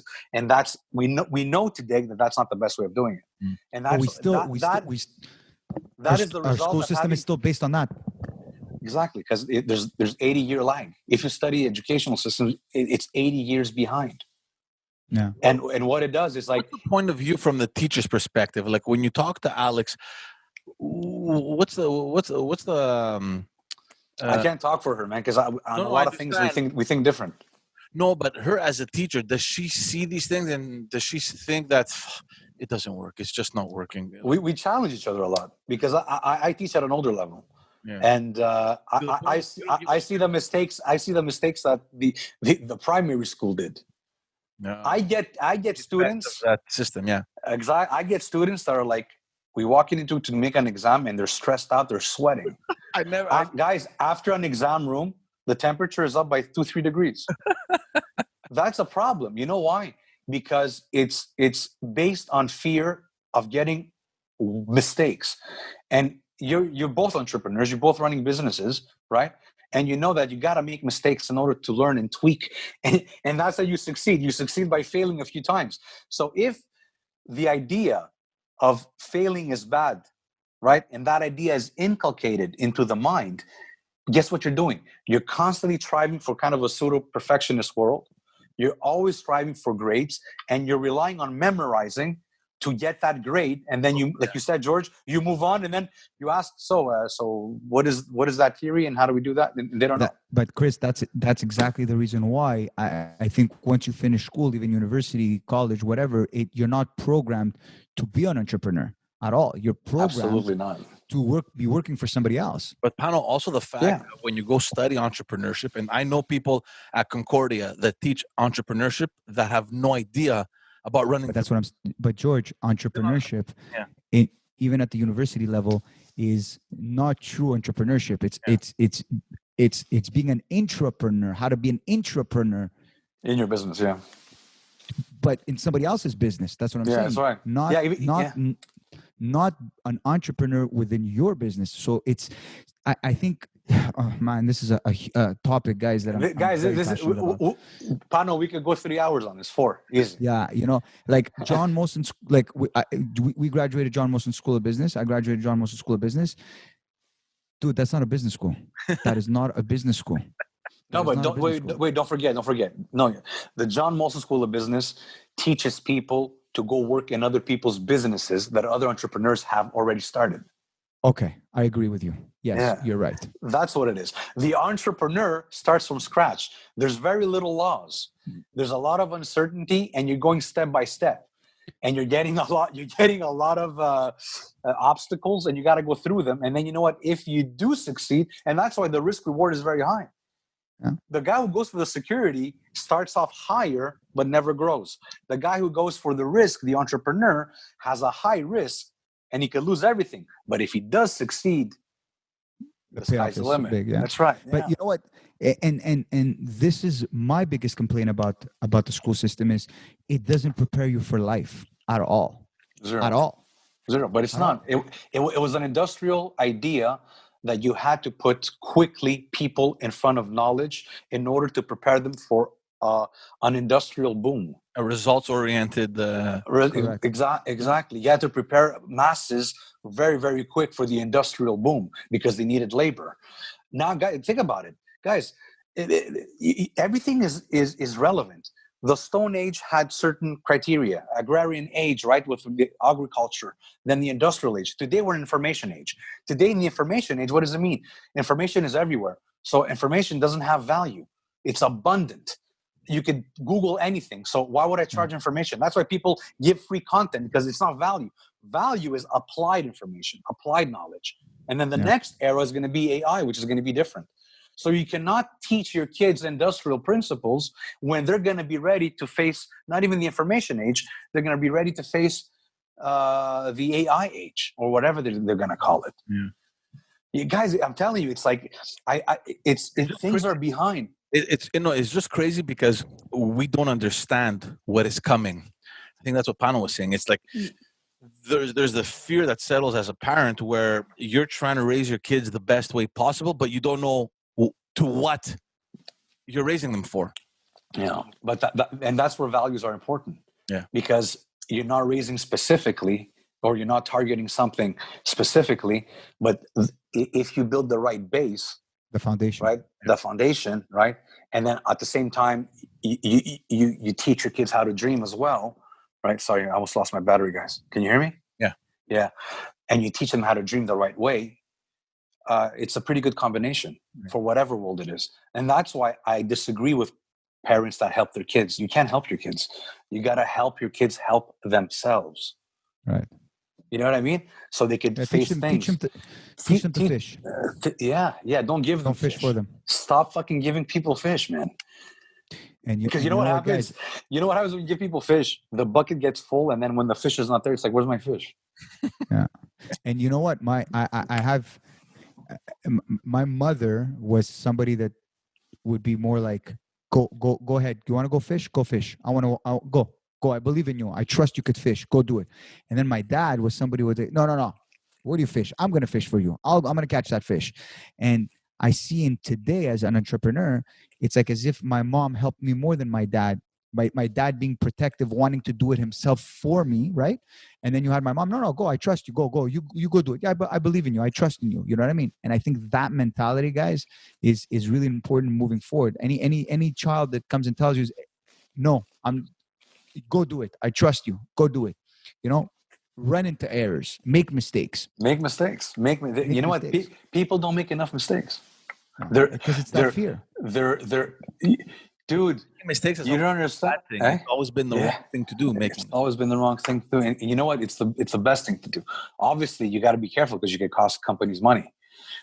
You got to be careful how many mistakes you make. But at the same time, it's risking and not being afraid to make them. And even the way you correct, I changed the way I correct. I used to correct minus. And I used to focus on the negative. I correct plus now. So I don't look for the errors. I write all the pluses. I write all the good stuff. Obviously, the grade is the same. But when I present it to the student, it's different. And I get a lot of feedback. I talk with my students a lot. I get a lot of feedback from them. I interact with them because I try to help them. I don't just teach them to teach them. I try to help them with everything. And I do give them the extra nuggets that they need. But you see that the damage that hey, look, guys, I'm not trying to blame all of the world's problems in a flawed educational system and a flawed political system. That's not what we're trying to say here. But it should change. It should adapt. It should adapt because it's behind. And people coming out of school today are not equipped. And the other thing that it does is it gets people stuck in jobs for the rest of their lives that they hate. 80% of the people work in jobs they hate. That's a problem. Yeah. And you know what? Most people are underpaid, right? Overworked. And I've said this before, and this is, I think, I heard from Les Brown, I think, and he said, it's brilliant what he said. He said, most people will work just enough not to get fired, right? And get paid just enough not to quit. And once you stay in that little balance, that's called complacency. Yeah. And no magic happens there. There's no magic there. Yeah. And that's a problem. And that's a result or a symptom of our school systems. And that's changing, guys. Guys, I'm telling you, it's changing. If you listen to the guys, there's a lot of bullshit, there's a lot of bad stuff, but there's a lot of good stuff online. Yeah. Yeah. You know what I mean? You can get to hear like really good, and not just pundits. You can hear I wish we had that one. I wish we had that. Like, honestly, growing up, imagine now your kids that have all these Les Browns of the world, right? These Zig Ziglars. Back then, you would put a tape to listen to them in your car. Now, dude, you have them on your phone. So it's. I'm planting the seeds, though. I'm planting the seeds constantly. My effort is on the seeds and on the habits. I'm very conscious of all the stupid shit I did. Yeah. Come on, Chris. You didn't do anything. Chris, you didn't do anything stupid. Come on, dude. No, nothing. So, and I'm conscious of that. And you know what? It's like I don't try to control. I don't try to live vicariously through my kid. I'm not a parent like that. I keep my distance, but I try to give the right values. But it is a different world, man. So you cannot operate from the old world, and that's the message for parents. And most parents are obviously operating from the old world because that's what they learned. And you said it, George, before, right? You said it. Our parents, they did a copy and paste. So what is it? It's like because it was still that time. And it wasn't only that. It was that time. It was a copy and paste model, but at the same time, it was like, okay, you know what? They'll do better than me. So you know what? With a structured way of living that I'm going to teach my kid, he's going to get a better result than me, and I'm going to be happy. Do you guys think that parents back then gave kids more attention than the parents in today's time?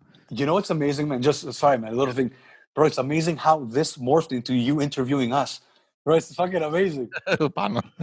It's amazing. It's so it's very nice, man. Because you want to hear the answers.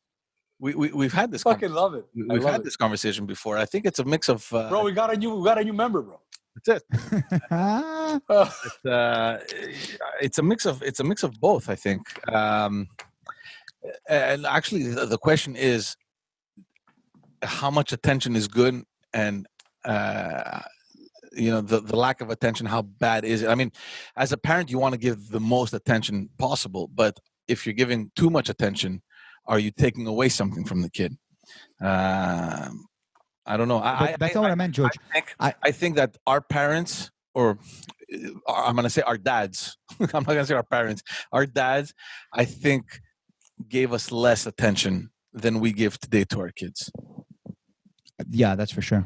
But I think when our dads did give us attention, our dads were there 100%. In other words, they were focused, lasered in to the attention that they were giving you. It might not have been a lot of attention. We probably give more attention quantity wise, but I don't know if we give quality wise as our parents gave. Yeah. I don't know if that makes sense. That is a good point. Yeah. And you know what? I think we said this before, or no, this was when we did a show with Nick, I think that never aired, Pano. No? Okay, maybe, yeah. With a quality quantity, that was one of the questions. Yeah. It's. I think kids need both, bro. I think the delusional parent is the one that says, my kid, I give him, I don't give him a lot of time, but I give him 1 hour solid, Yeah. I think they need both. They need quality and they need quantity. It's funny that you bring this up because on my other podcast, I had this guy, a crazy story. This kid came from Haiti. He was a gang member. He was involved with all this criminal activity. Like, it's crazy. And his explanation was that he never had his father's attention. He never had that validation. He never had that sense of love from his father. What did you say? His what? The validation, or no. Wait, what did you say? It was his what? His explanation? Yeah, I didn't want to say his excuse, like his explanation. No, don't say excuse. It's not an explanation. This is scientifically proven. Yeah. Lack of a father figure. Mm-hmm. And so and it's just crazy because the way I see it, it's just such a simple thing, right? Because I don't know, maybe it's the way we've been raised, or it's the way we're raising our kids. Like there's no moment in my mind that I can go out a day without hugging my kids or kissing them, or just really overdoing it with love. Like, I don't know, that's just how I am. I don't know, guys. I don't know about you guys, but I definitely kiss my kids more than our parents kissed me. Dude, forget it. Yeah. My relationship with my dad is amazing. I love the guy. I know, like, we have a great relationship, but we have hugs. But I don't think I've ever said a sorry. Never thank yous, things like shit like that doesn't exist. I'm sorry and thank you and I love you in my house that didn't exist. I never told never, fucking never. It was always like, it was always like, I know we feel it. Yeah. Go along now. Yeah. No, but you never hugged your dad. To hug him and tell him, I love you. No, I love you. No, hug, yeah. But the I love you would be like, that meant I love you. They understood each other. You understood. But my mom, it's different. It's different with my mom. But to go back, I mean, this kid was like, he avoided death, like, I don't know how many times, right? And he turned it around. He was in jail. He was all like just troubled youth, right? He turned around. He finally went after what he always wanted to do, and his father always avoided him from doing, which was boxing and martial arts. He has his own school, and he has all these programs now that are catered to keeping kids off the street and kind of, showing them the right path. And good for him. You know what, George? Amazing guy. And he has a book, actually, that just came out. That's why I brought him on the podcast. That book, every parent should read it. Just amazing guy. And it comes back to that, the fact that he never felt that acknowledgement from his father. And his father just never gave him that, okay, go do what you want to do. You like boxing, you like martial arts, let me bring you to a school. Let's. And it's the support too, man. And you know what? The scientific studies, you know what they pointed out too? They pointed out the fact that because there's no role model, because of the absence of a role model, you're gonna go find it somewhere else eventually because it's innate. His argument. That's his man. Exactly. You're gonna have to go find that role model. I'm gonna plug it right here. His name is Ali Nestor. Moi, Ali Nestor, Petit Prince de la Rue.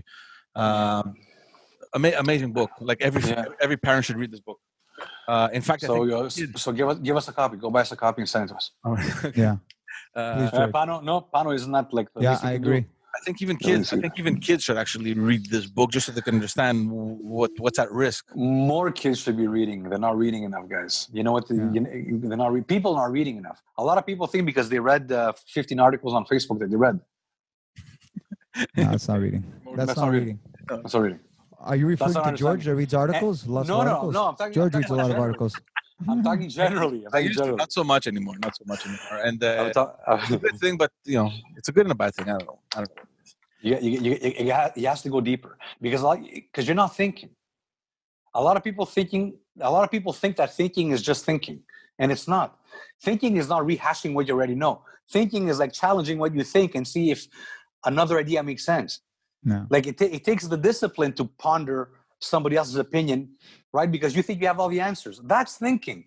But to sit there and rehash what you know in your mind, that's not thinking. That's just rehashing. And even reading and taking actual notes, like sitting down, reading, not just reading, just reading and taking notes. You know what I mean? I see with my students, man. Guys, I've learned a lot from teaching, guys. I'm serious. A lot of it, obviously, I read articles and I wanted to get better as a teacher. But you learn a lot. And I see from kids, that no kid takes, you know what I do every first class? I tell my kids, pretend you're going to all take notes. I say, I don't care if you don't like taking notes, you're all taking notes. Notes are very important. And I go, pretend that I'm writing 6 numbers for 649. I go to them, would you rely on your memory or would you just take a pad and start writing the numbers down? What would you do? That's a good one, yeah. Yeah, and it's like, oh, okay. Sounds okay. And they start doing it. And you see, I just taught them something. What I taught them there is more important than the theory or the ventilation breathing rate or whatever we learned. You know what I mean? That's not important. But taking down the notes because you're going to forget 85% of what I'm going to say, well, now we saw that because I record everything. So I put everything online. But think about it. It's the little things. Yeah. Notes is very important, man. Notes, I think, changed my life. I have thousands of papers of notes, thousands. Can you read them? I read them every time I go back. Yeah, of course I read them. I always read them. But I'm just saying that, like, very close to chicken scratch. It's just lines. Right? No, you got a good handwriting, Chris. From what I recall. Yeah, it's all right. It's all right. But now I do it electronically too, but I'm not as good. I'm not as fast. Yeah. All right, guys, we're going to end it right over there. Thank you all so much for tuning in. We appreciate it. Again, go and follow us, subscribe on all the platforms. We appreciate it. And again, let me just remind you that, we're trying to make this a lot more interactive. So keep sending us your questions, things that you want us to discuss and to talk about. There are some questions that are confused, by the way, and we've seen them, and we are going to start talking about those things because they're very interesting topics. Pano, what was that, man? Make extra virgin olive oil great again. Pano's amazing. A product. It's called Molon Lave olive oil. If you guys want, you can definitely go get it. I've tried it, man. Actually, I tried it. It's really good. Thank you. Yeah. So it is really good. Go get your hands on that beautiful product. Thanks again, guys, and we will see you all in the next episode. Ciao.